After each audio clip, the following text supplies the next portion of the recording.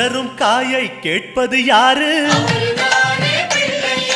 சிந்தனை வளமே தருவது யாரு? மோதகம் கேட்கும் கடவுளும் யாரு? சாதகம் செய்யும் சாமியும் யாரு?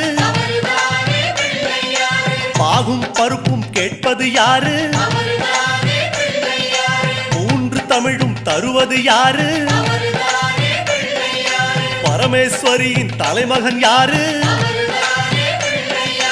அவரும் வாழ்வது எங்கே கூறு?